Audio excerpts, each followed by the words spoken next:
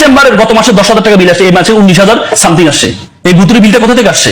আপনি বলেছেন যে আপনারা আসেন, যার সমস্যা তারা সচিবালয় আসেন। কি আমি আপনি সচিবালয়ে ঢুকতে পারবো?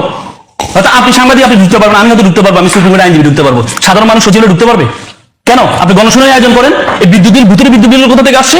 জনগণের উপর, মাথার উপর দিয়ে দিচ্ছেন। আপনি একদিকে ফ্যামিলি কার্ড দিচ্ছেন 2,000 টাকার, আবার অন্যদিকে আপনি 5,000 টাকার বিদ্যুৎ বিল নিয়ে যাচ্ছেন। কোথা থেকে এগুলা? কে চিন্তা দেয়? কে এই পরামর্শগুলো দেয়? ভাই 1,000 টাকা আপনি রিচার্জ করেন, মিটার বিল চলে যাচ্ছে 100 টাকা, 168 টাকা ডিমান্ড চার্জ, আপনার ব্যাট নিয়ে যাচ্ছেন আপনি 72 টাকা।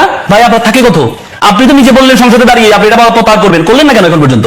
100 টাকা করলে 300 টাকা নেই একটা মানুষের, সেটা নিয়ে কোনো কথা নাই। মানে এটা দিতে পারবেন কারণ ক্ষমতায় আছেন আপনি, কারণ আপনার তো 4-5 টাকা আসে।